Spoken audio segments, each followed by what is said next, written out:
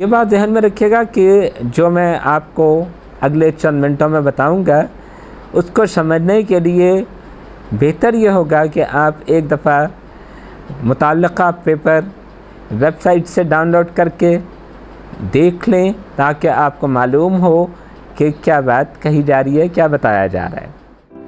अस्सलाम वालेकुम, we are back, in fact I am back. Whether you are back or not, that's not my concern or headache. Obviously, you are downloading it and viewing it, so therefore you are here. And if you are here, I am here, and nobody else is here, well and good. Let's move on to paper number 3. Paper 3 essay है, choice paper है और आसान है।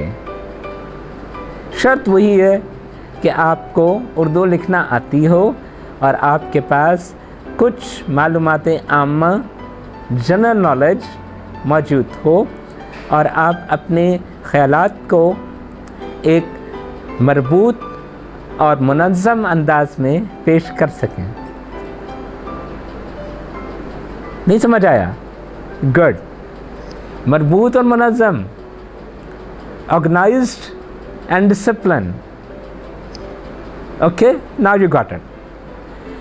देखिए, essay writing की जितनी instruction आपको आपके असातिज़ा ने right from class 1 to O level and then A level जितना कुछ आपको बताया गया है वो तमाम हिदायत इस पेपर के लिए भी अपने जहन में ताज़ा कर लीजिएगा। पेपर क्या है?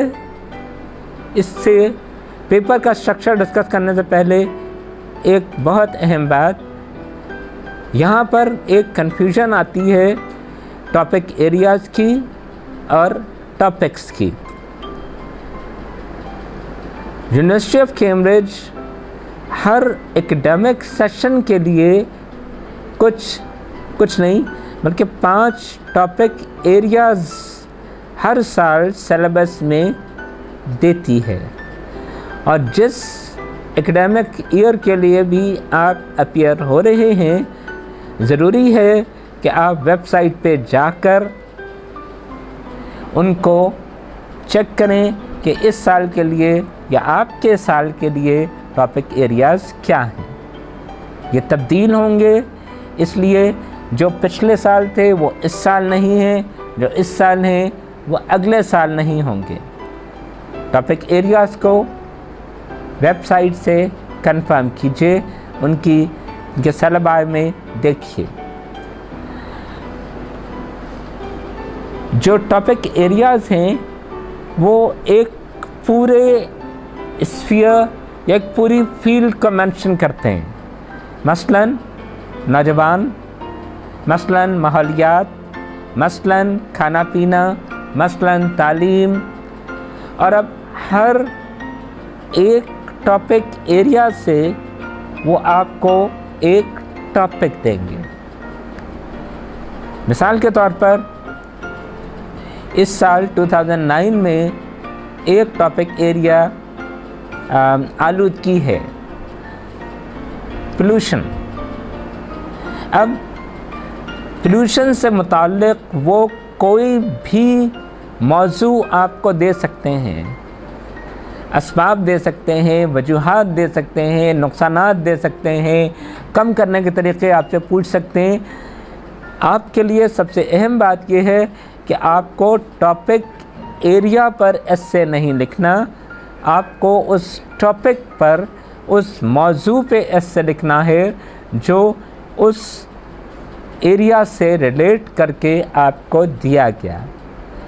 और यही बात कि हमारी CIE के चीफ़ एग्ज़ामिनर्स अपनी मर्ज़ी के मालिक हैं, वो उस टॉपिक एरिया के बारे में आपसे कुछ भी पूछ सकते हैं। हम कभी इस बात का अंदाज़ा नहीं लगा पाते कि एक्चुअल टॉपिक क्या आएगा। तैयारी कीजिए, तैयारी सिर्फ ये है कि उस टॉपिक एरिया के बारे में आपके पास बुनियादी मालूमात मौजूद होनी चाहिए। रिसर्च कीजिए, बातें जानिए, उनके बारे में मुख्तलिफ उसी एरिया से रिलेटेड एसेस पढ़िए। 5 एरियाज़ आपको दिए जाएंगे, इसलिए कम से कम 3 टॉपिक एरियाज़ को ज़रूर तैयार किया कीजिए। अब आते हैं पेपर की तरफ और पेपर चेकिंग के मयार की तरफ। आपको 5 में से 1 मौजू पर मज़मून लिखना है। इसकी वर्ड लिमिट 250 250 से लेकर 400 अल्फाज तक दी गई है। अब ये इतनी फ्लेक्सिबल लिमिट है कि इससे ज़्यादा लिखना कोई बहुत अच्छी बात नहीं है। चलें, अगर आप ज़्यादा लिखना चाहते हैं तो 400 से 450 तक चले जाइए, लेकिन 500 अल्फाज तक जाना आपको नेगेटिव मार्किंग में पहुंचा देगा। अगरचे नेगेटिव मार्किंग की नहीं जाती, लेकिन होगा ये कि 400 के बाद जो नुकात आपने लिखे होंगे, जो पॉइंट्स आपने दिए होंगे, उनको एग्ज़ामिनर नज़रअंदाज कर सकता है। मैं ये नहीं कह रहा कि कर देगा, लेकिन कर सकता है। इसलिए 400 अल्फाज से ज़्यादा लिखना एडवाइजेबल नहीं होता। इस पेपर की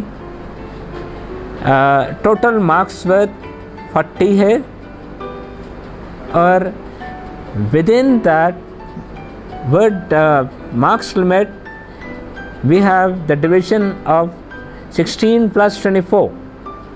16 नंबर आपको कंटेंट के दिए जा रहे हैं, उन नकात के दिए जा रहे हैं जो आपने मेंशन किए, लिखे, और 24 नंबर आपको आपकी क्वालिटी ऑफ लैंग्वेज या ज़बान के मयार के दिए जा रहे हैं।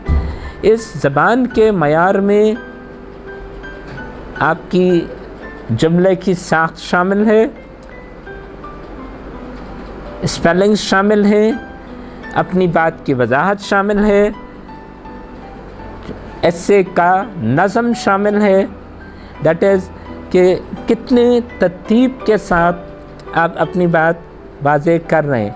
क्या आपने ऐसे लिखने के जो बुनियादी असूल हैं, तारुफ, मतन और इख्तिताम, उसको फुलफ़िल किया?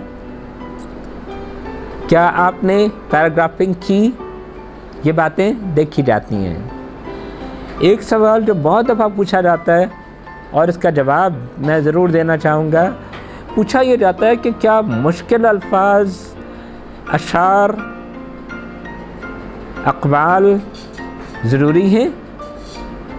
जवाब इसका ये है कि दे दिए जाएं तो अच्छा है, नहीं दिए जाते तो कोई बुराई नहीं है। यानी शेर लिखना अच्छी बात होती है, लेकिन शेर के लिए यह है कि शेर होना चाहिए, चीता या लगड़ बगड़ नहीं होना चाहिए। यानी शेर दुरुस्त हो अपनी जगह, उसमें कोई अल्फाज की गलती ना हो, मौजू से मुताल्लिक़ हो, जो बात आप कहना चाह रहे हैं वो उसको आर्ग्यूमेंट करे। अगर आपने कोई ऐसा शेर लिख दिया जो आपके मौजू के ख़िलाफ़ जा रहा है या उससे रिलेटेड है ही नहीं, तो एग्ज़ामिनर आपको उसके लिए कोई क्रेडिट देने को तैयार नहीं होगा। मुश्किल अल्फाज उस सूरत में इस्तेमाल कीजिए कि आपको उनके हिज्जे और इस्तेमाल आता। क्वालिटी ऑफ लैंग्वेज इसी बात का नाम है कि आप अच्छे अल्फाज अच्छे अंदाज में इस्तेमाल करें।